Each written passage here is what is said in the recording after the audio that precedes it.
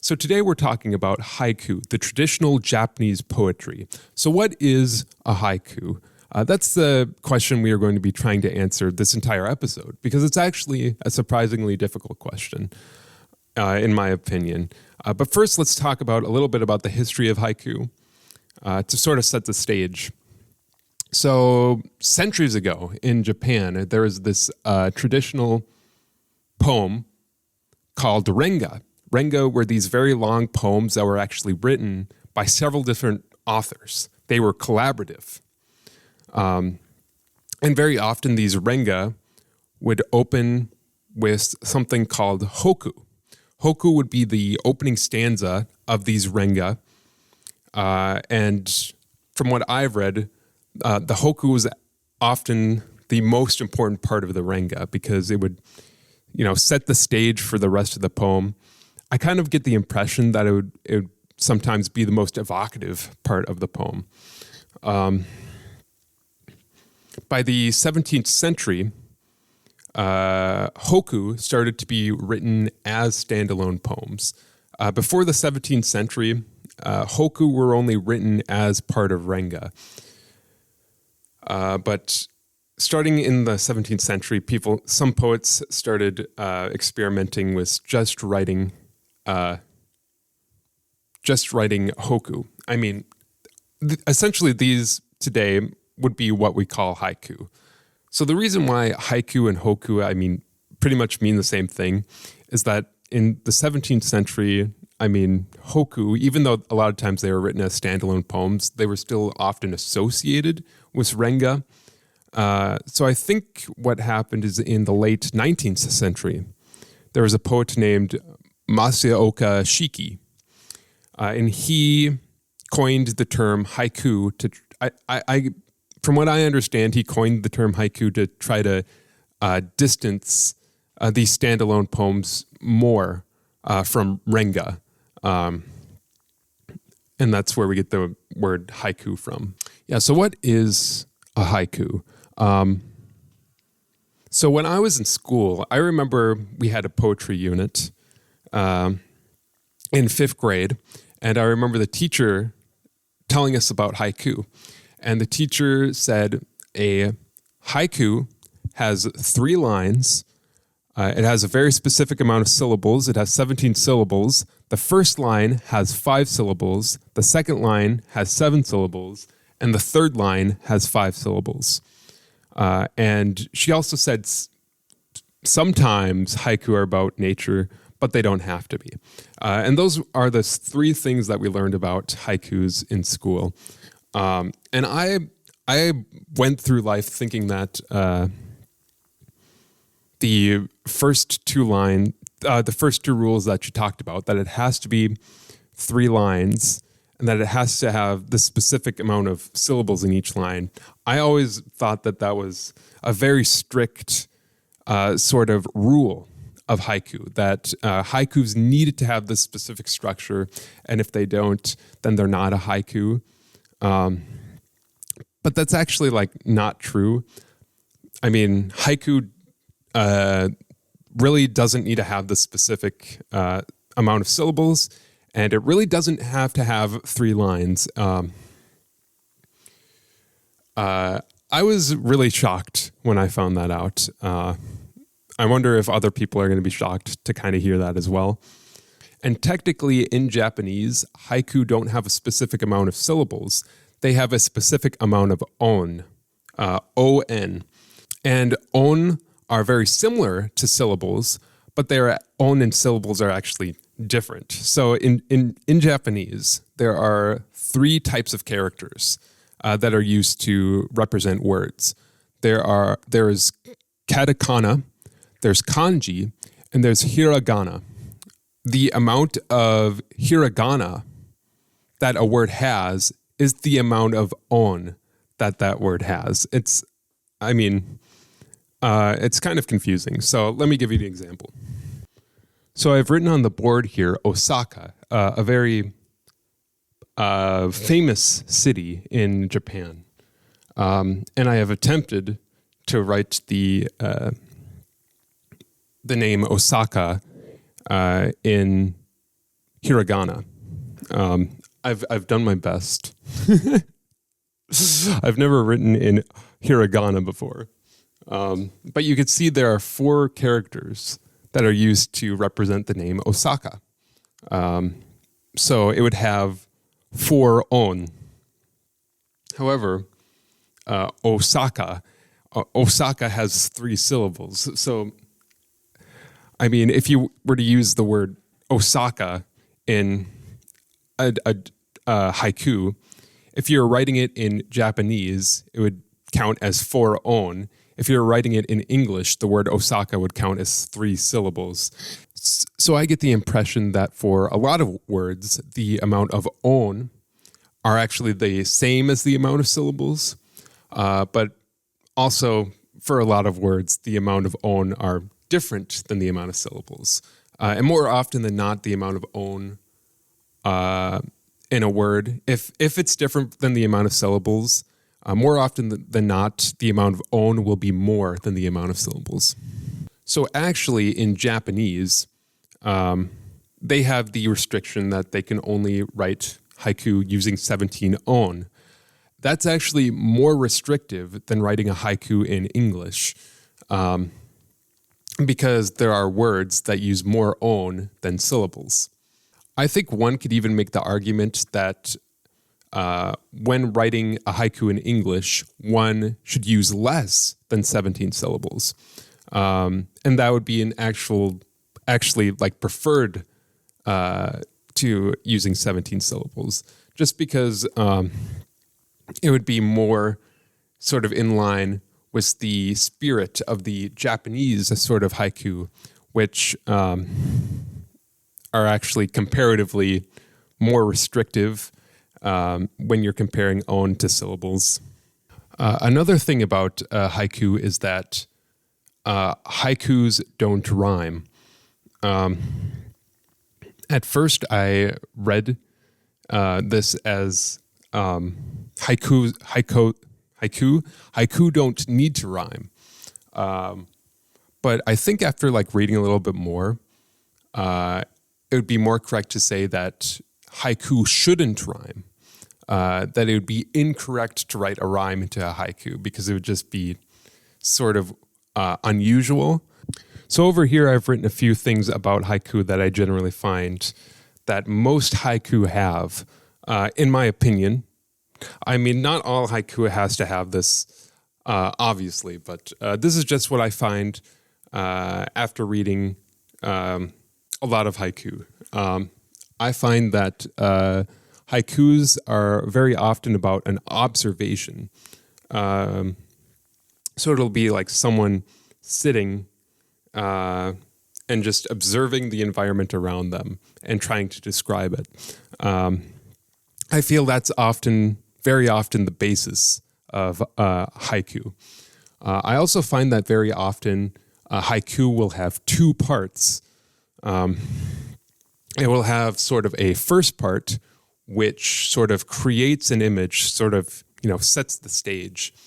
And then it will have a second image that sort of connects to the first part, but sort of contrasts. It provides some sort of contrast to the first part. I mean, typically. I want to be very clear that this is just, A, this is my opinion, and B, not all haiku have to have this. I also find that haiku either describes nature, typically, or it has some sort of imagery from nature that is used to describe, maybe something else. So a haiku can be about something that's not nature, but I feel like very often when that's the case, it'll use some sort of imagery from nature. And these are, this is, in my opinion, 3 of the bases for what a lot of is observed in haiku. So there you go. There's also some interesting things specifically about Japan that are kind of like hard to translate to English, which I'm going to talk about now. So there are 2 elements that are really exclusive to Japanese haiku as opposed to like English haiku. So there's the Kireji, or the cutting word. And this is a word, or it can be a suffix to another word that sort of can sort of cut the haiku into two parts. Remember how I said earlier how I think that haiku often have two parts? This is one way that you can sort of divide it into two parts, is by using a kireji. And I think often many people think that a kireji is a requirement of a haiku. Like, it's their opinion that a haiku should have a kireji. So when a kireji is used in the middle of a haiku, either at the end of the first line or the second line, it kind of breaks the poem into two. It's kind of like a pause, like you're just meant to sort of pause for a second. It also can be at like the end of a poem. And when it's done at the end of the poem, it can kind of wrap up the sort of poem and kind of give it sort of a complete feeling ending. So sometimes you do see a kireji, a cutting word, used at the very end of the poem in Japanese. And if I didn't make it clear, you do pronounce kireji out loud. There's really no equivalent in English. Some translators, when they translate haiku into English, they will use maybe punctuation. They will maybe use an ellipsis, or they can use like a dash. Anything that'll help you sort of pause and sort of separate the poem into two parts. Otherwise, you can use automatopoeia. So a word that sounds like what it describes. You could sometimes use that in place of a kireji. An example of a kireji is the word ya, which I really like. It really helps to sort of, its real purpose is to divide the poem into two parts. It also kind of implies this sort of equation, like you're sort of invited to really compare what comes before it and what comes after it. That's sort of what that word is meant to do. I mean, there's a lot of words like it, but there's, I think I read that there's 18 kireji that are commonly used. I think actually less are really commonly used, but there you go. There's kireji. So there's also the kijo, or the seasonal reference. And I think kijo are often, as well as kireji, viewed as a requirement of a haiku when written in Japanese. So in Japanese, certain words can help conjure up specific images of specific seasons. And it can be like a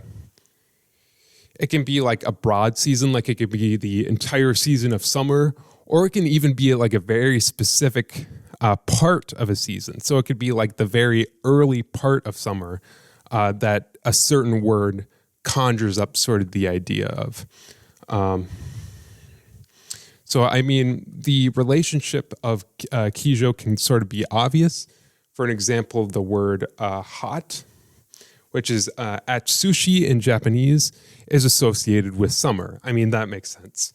Also, sometimes the relationship between the word and the season it's associated with can be kind of confusing. Like the word moon, tsuki in Japanese, it's associated with autumn, even though you can see the moon at any time of the year.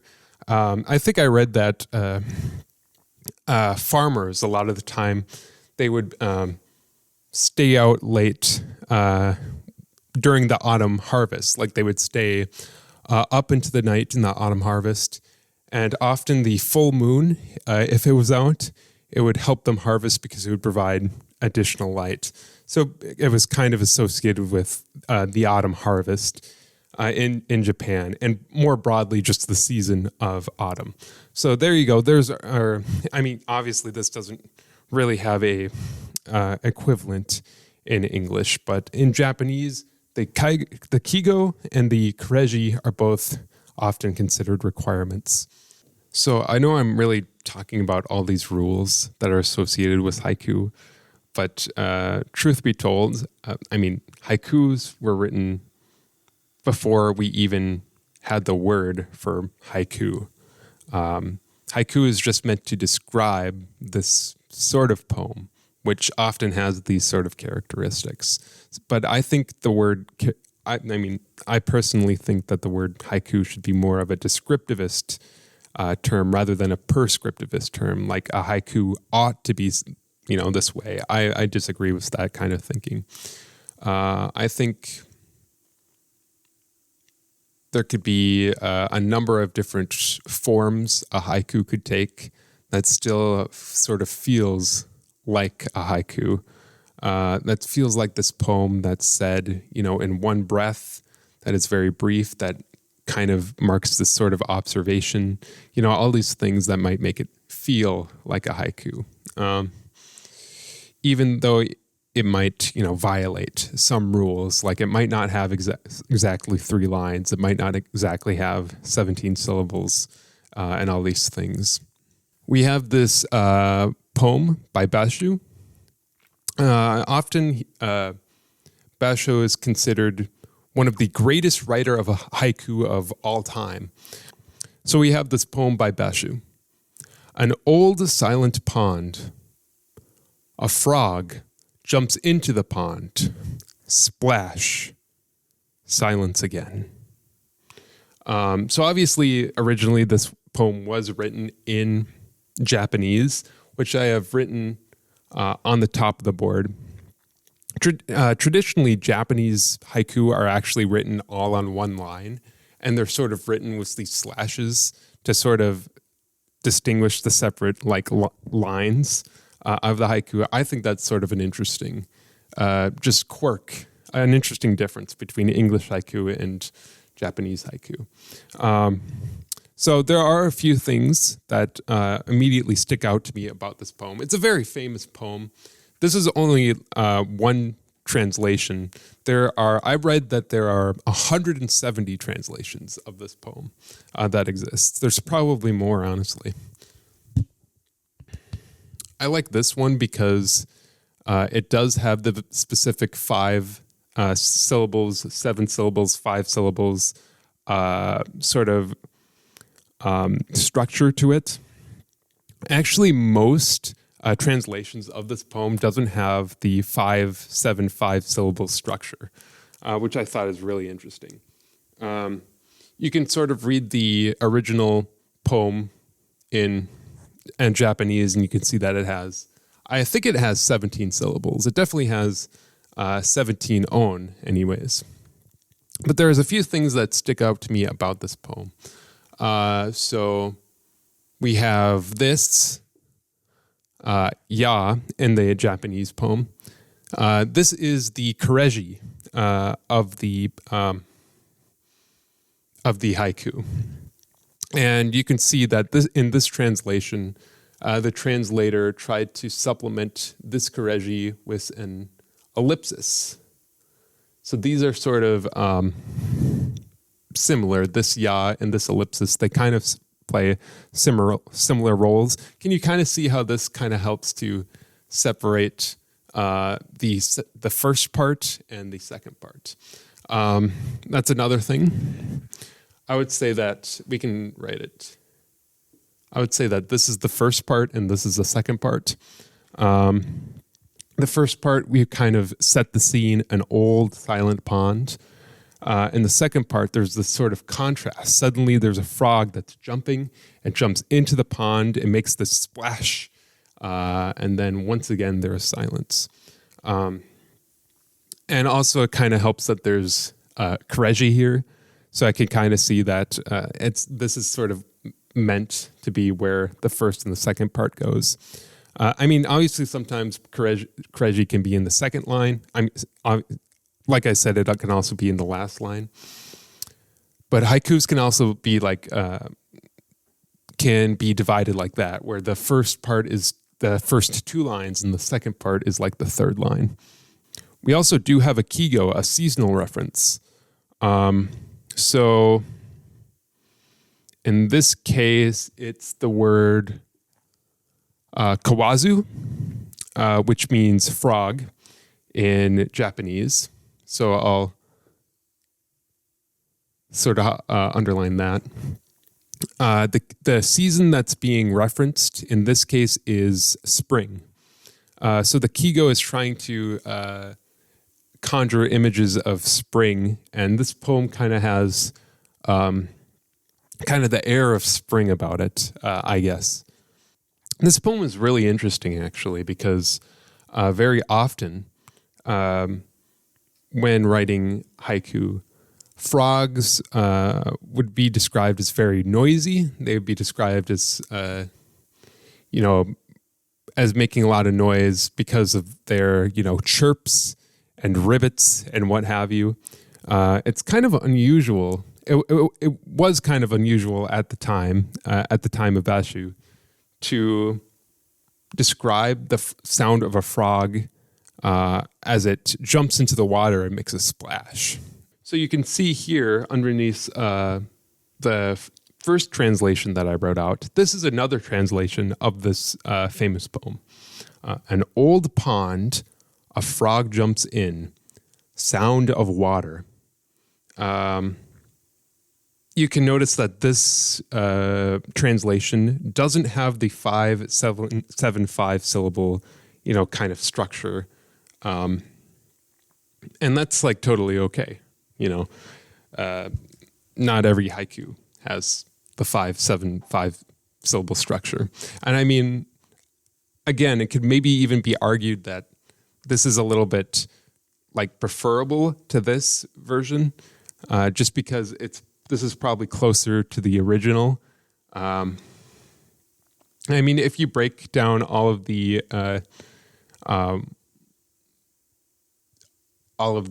words from the Japanese haiku, it would be very, like the literal translation would be very simple. It would definitely have less detail, I think, than this translation. But I just like this translation better. I just think it's more interesting. So that's why I wrote it. Also, this translation has the Kireji. It has the, well, that's it, basically. So I'll read a few more haiku to you now. I won't write it on the board because I'm lazy. But you can just, if you want, you can just close your eyes and just try to imagine in your mind these haiku that I'm going to read to you. So this is a haiku from Yosa Bosun. Bosun? Buson. He is another poet who is considered one of the great masters of haiku, along with Basho.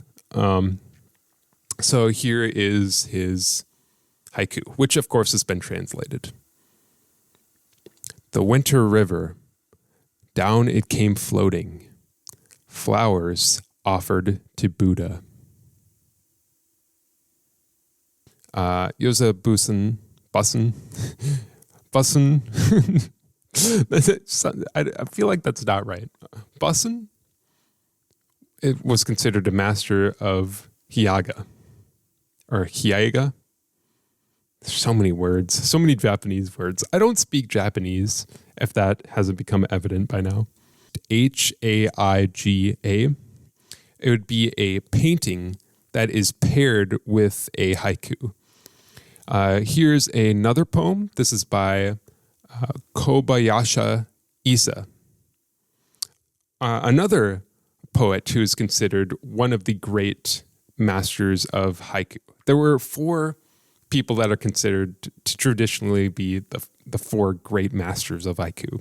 And this is the 3rd person. And I also have a poem from the 4th that we'll talk about in a moment. But for now, Kobayashi Isa. Okay. O snail, climb Mount Fuji, but slowly, slowly. I really liked this haiku. It's so interesting, I think. Just the idea of a snail climbing Mount Fuji. And this is our last great master, Masaoka Shiki, which we mentioned earlier. He is the poet who coined the term haiku. So I have a haiku that I would like to read from Shiki. Spring rain. Browsing under an umbrella at the picture book store. And I have another haiku from Shiki, which I thought was interesting that I would like to read. Toward those short trees, we saw a hawk descending on a day in spring. I really like that one. And this is one by a man named Hendrik Dioff, or Dief. He was, I believe, from the Netherlands. He was one of the first Westerners to write haiku. He was a scribe for the Dutch East India Company, and I believe he visited Japan multiple times. So let me read it. Lend me your arms, fast as thunderbolts, for a pillow on my journey. There is the poet Ezra Pound, who was one of the first people to write a haiku in English. All of the poems before now have been written in Japanese, but then translated into English. But now this is the first haiku that was written in English originally. The apparition of these faces in the crowd, petals on a wet black bough. So this haiku is really interesting, I think, because it has 2 lines, not 3. Obviously, it breaks the amount of syllables requirement, but I mean, most haikus do. I really like this haiku. A bough would be like the branches on a tree. So he's sort of comparing these faces that sort of appear to him in a crowd. And he sort of compares the faces of the people to petals on tree branches. And to finish it off, I would like to read one of my favorite haiku that I have come across while researching this video. It is by the poet Nick Virgolio, a very modern poet, and a very modern haiku that I would like to read. Bass picking bugs off the moon. Oh no. I'm scared of the dark. Very dramatic. It sort of conjures up bass in a lake at night, swimming up to the surface, and on the surface of the water, there's the reflection of the moon that the bass eat the insects off of. Do you see how much more elegant the haiku is at describing the thought than me just rambling? It can sort of take these complex sort of observations and they can make it very elegant and simple and just very pleasing to the ear. And I think that's what I really like about haiku. But that's all I had about haiku. Thanks for watching. Let me know if you disagree with anything that I said. It would be really interesting to hear from people. And do you have a favorite haiku or a haiku you'd like to share? Let me know in the comments. No one will probably comment, but that's okay.